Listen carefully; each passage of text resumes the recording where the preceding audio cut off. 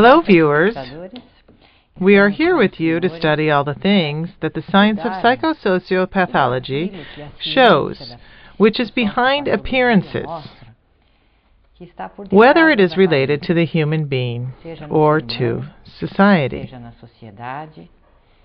So this science that Dr. Norberto Cappi, the psychoanalyst and social scientist, developed precisely studies what would be the root of our problems. Every day we read in the newspapers, watch on television, and talk in circles with friends at home, in the street, about our concerns about some ideas that the means of communication and government agencies present about our lives, our health, and about the environment. But we have forgotten to investigate deeper and to see what is behind all this problematic that we are all presented with daily. And here we provide you with what Sigmund Freud initially presented, which is what is behind the mask. For behind appearances, there is a world of intentions that are not really the best. And these intentions are within human beings and which are hidden from the public life and from our greater consciousness. These intentions are the ones that drive our lives and those of society. I'm going to give you an example. All the sources of communication right now are talking about the swine flu, of an epidemic that would be threatening to civilization. And we can see that they are making a huge effort to supposedly collect one or another case of those who died, and that they attribute all this to the so-called illness, when in reality thousands of people are dying every day of pneumonia, from respiratory problems caused by environmental pollution, worsened by the environment. So why isn't the same attention being given to problems called in traffic? For the enormous number of cars that circulate in the cities, for the exaggerated use of petroleum and gasoline, for the sabotage that is made against alternative and healthier sources of energy. How is it that all these people are not only sabotaged, but also persecuted? And all these scientific discoveries that are put aside which would generate a better health for humanity, why aren't they aired in the major communication vehicles, or sponsored by government agencies of the first world countries and also of the third world as a consequence? For example, in the European community, a person dies of an overdose per hour from problems connected to drugs. So why isn't this duly dealt with? Why is it that the European communities, the USA, the American government does not come clean in terms of the drug situation, legalizing its use so as to discover who the real sellers of the drugs are and where these dealers are? Why is it that all these economies depend on and are tied to the dealing of narcotics, to money laundering, and all the other related interests? So why is it that so much attention is given to 40 cases here and another 160 cases over there of this little flu that is not much more than a simple flu, and which in reality doesn't really kill more than the normal few which flus do affect? On the contrary, we are presenting to you issues that cause a lot of unease, mainly issues that have evil intentions behind what is being done. But you, the viewer, who is conscious, who suffers from this problematic, it's important for you to use these scientific discoveries to be able to improve your lives, the lives of your neighbors, and the life of society as a whole. This is our duty here on our program. Dr. Cappi? I'd like to speak a little about the essence of society, because according to my work I've done in psychopathology, I show that the human being was created in a state of perfection, And later, because of the human being's own choice, because of his conduct, he entered into what is called pathology, which religions call sin, and which science gives the scientific name of neurosis, or the more serious cases are referred to as psychosis. And the exact same thing happens in society. Society was created in a perfect state, and only later, due to the human being's pathology, due to the human being's errors, society began to steer away, began to deviate from its real function, and turned into something really full of problems, as we are experiencing nowadays. And so, what would be an authentic society? Take a look at these elements that I've got for you here. Society, in its essence, is good, beautiful, and truthful. As the original structure of society was perfect, this provides the human being with an incredible help. In fact, such a structure puts the human being into a good, into a beautiful and authentic conduct. That is, causing him to live within enormous happiness, well-being, and with a very great degree of equilibrium, placing him in the arts, and within a genuine state of peace, peace in one's spirit as well as social peace. So this is why I wrote this in second place. Let's see. Society itself supplies mental equilibrium. This is the function of society. And this is why Plato had said that wise individuals should be directing society. People who have a great deal of equilibrium in order to correctly orient the general public. And not these guys who fight with everyone, dictators, aggressive, deceitful people, as is sometimes done. Even unimaginable individuals such as Hitler, who was a completely psychotic individual, and the Austrian who led another nation, which was Germany. And due to this, we know very well what happened there. And in third place now, let's see. The social function per se is superior to that of the human being.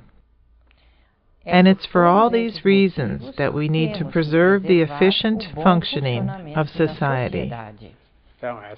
This society that works well, this is a society that is democratic, a society that comprehends the more Illuminist philosophy of France, and also a bit from England, that of John Locke.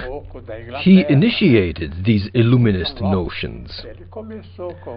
Therefore, if a society does not permit a person freedom of speech or freedom of thought, then this is a sick society.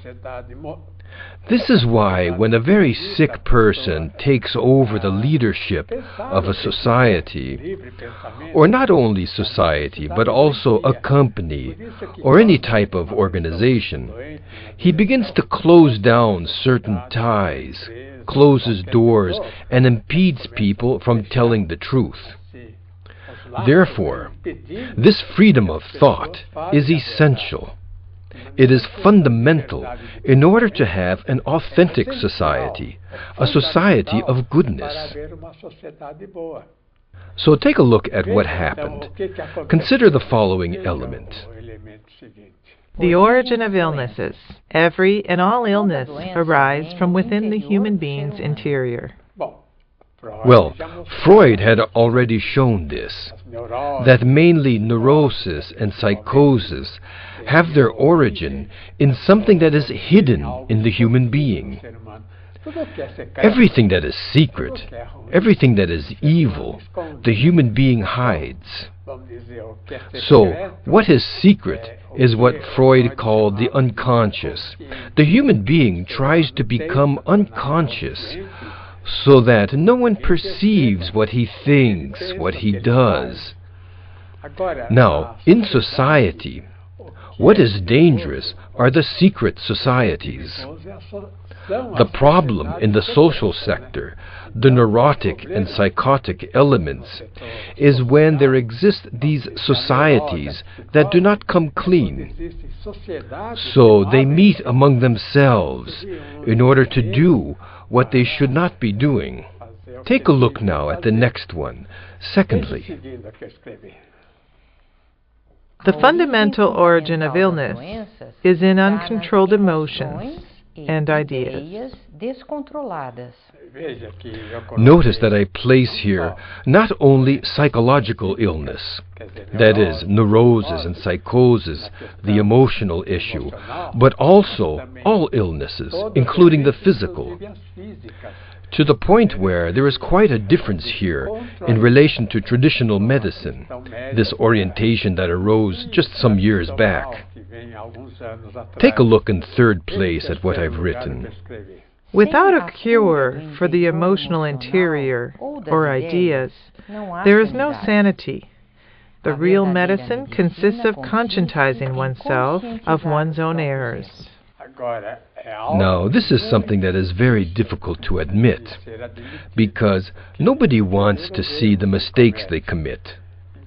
So we have here the help of Dr. Giraldo, who came from New York, and who studied authors who have very different conclusions from what Pasteur had to say. Pasteur was a biologist, a Frenchman who put the cause of all illnesses, principally of all organic problems, on external factors, as coming from the outside. So let's see what I bring up about the origin of medicine.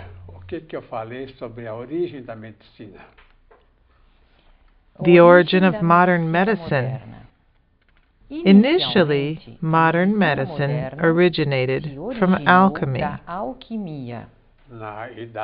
In the Middle Ages, alchemy was related to a search to discover a miraculous potion. So a person would take this potion, and it would resolve all human psychic and social difficulties. But, you know, only God can do miracles. Let's see the next one. That medicine was dominated by the pharmaceutical industry.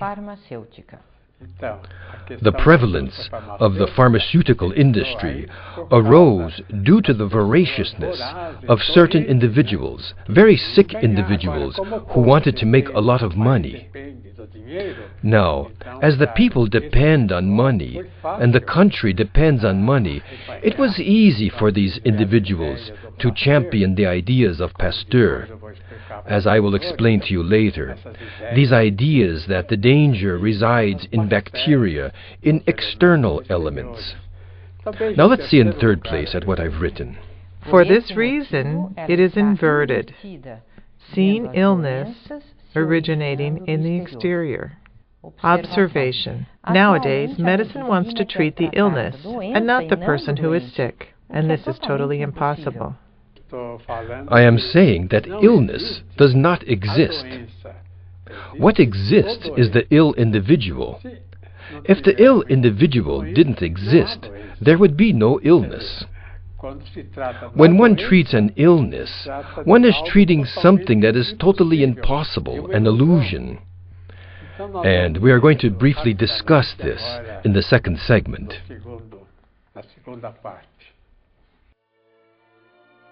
Even if we don't have a lot of consciousness, we can perceive that life is divine. We live in transcendence, whether we accept it or not. We still live in an earthly paradise, except we don't accept it.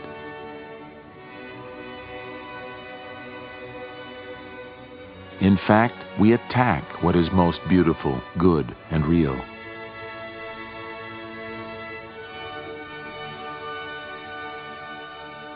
Consciousness of our envy and inversion will make it possible for us to return to this paradise we've abandoned. We don't need to build it.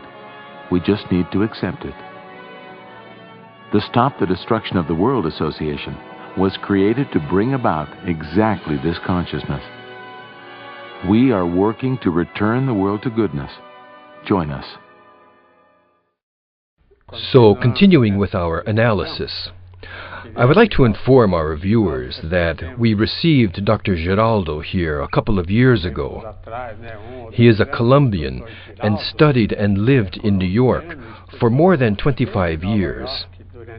He is an immunologist and has a very deep understanding of the origin of illnesses, especially those in the organic physical field. So let's see now what Dr. Geraldo has to say.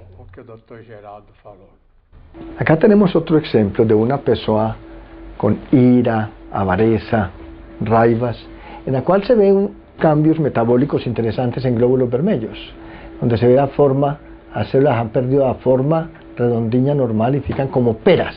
Entonces se producen alteraciones del transporte de oxígeno. Esto que se ve acá es lo que se llama un simplasto, que es una formación de fibrina exagerada en la sangre en personas depresivas, raivosas, y atrapados los endobiontes, que son estas partículas que se mecen, que cumplen un papel protector. Entonces aquí vemos cómo las alteraciones psicológicas de la persona van alterando los glóbulos vermelhos, y lo mismo está aconteciendo con las demás células del cuerpo humano. Here we have a newspaper called Stop the Destruction of the World.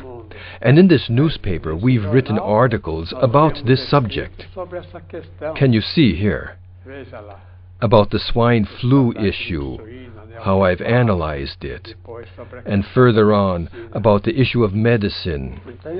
So I state here that we are on the threshold of entering into the true medicine, and about this fear of microbes, this paranoia that exists nowadays.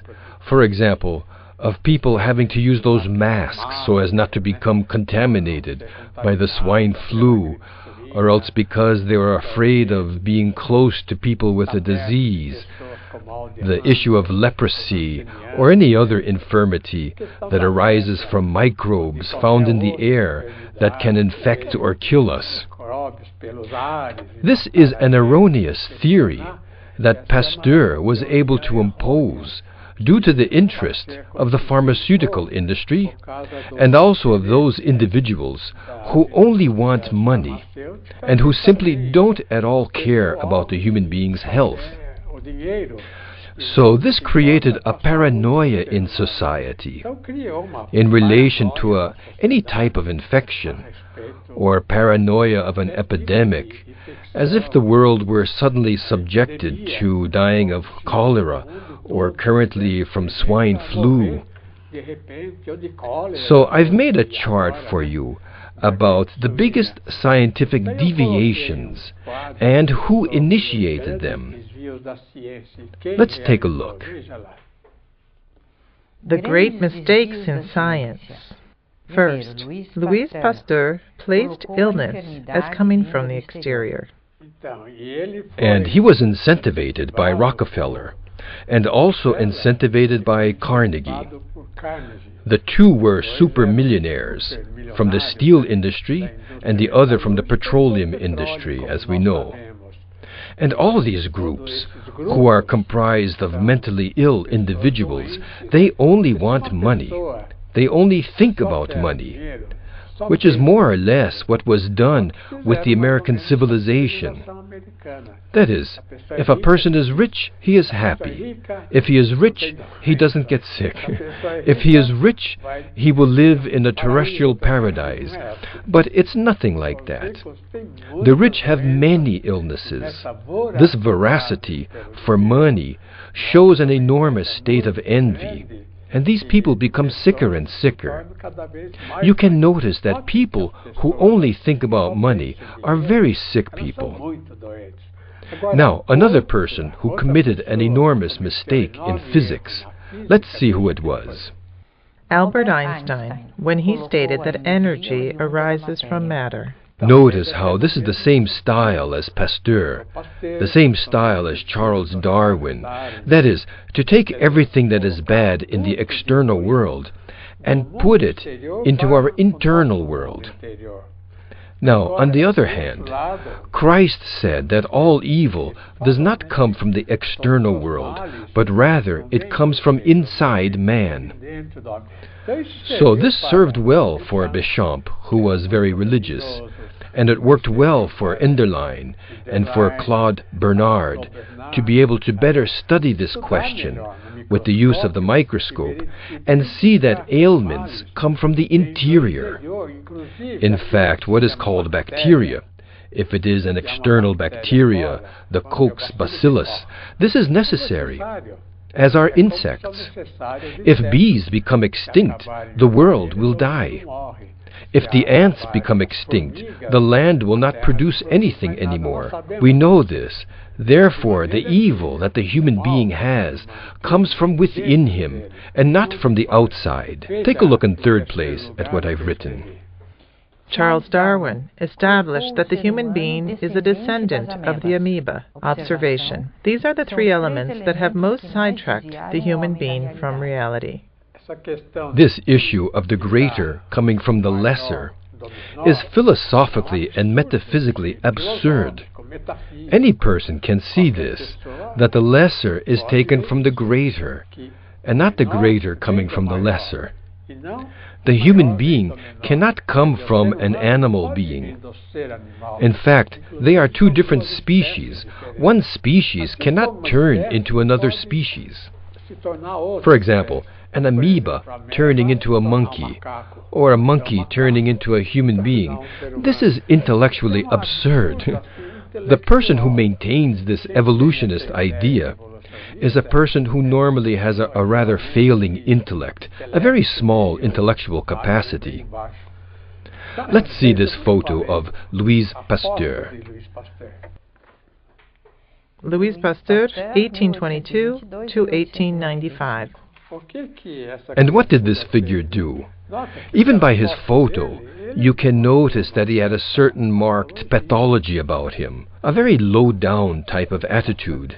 Let's see exactly what were the disasters of Pasteur's theory. First, an alarming increase in the level of paranoia and suspicion among human beings. When Dr. Giraldo arrived here in Brazil and told me that Pasteur was completely wrong, I nearly collapsed. And so, what is this then, that we've all been conned? Hence the use of a mask when the doctor is going to operate. He washes his hands 5 times and doesn't even dry his hands on a towel so as not to contaminate the human being. There's a generalized phobia. Everyone has a phobia of bacteria. That is, everyone is terrified of something that does not exist. So how is it then? We're a bunch of dummies that have been conned. We've been living in a lie. Unfortunately, this is what is happening. In fact, many doctors are shocked to learn that this can be 100% true, even though at medical school they studied the contrary of what Béchamp had discovered. Let's take a look now, in second place, at what happened. The destruction of food through agrotoxics and radiation. Over there in France, when we were about to eat any type of food, a fruit for example, we noticed that the inside of the fruit was rotten, and only the outside was beautiful. And why is that? Because the fruit had been irradiated. All the food there is irradiated, as in the United States as well. So, happily, here in Brazil, we do not have this yet. But the people there are eating fruit with no value at all. In fact, pasteurized milk has no nutritious value to it. And now, agrotoxics are poisons that are sprayed onto plants. And these agrotoxics on the plants are then eaten by the human being. So why did God create plants and insects? And even though insects attack plants, it's in small quantities. So the agrotoxics and pesticides are made by industries who only want to make money.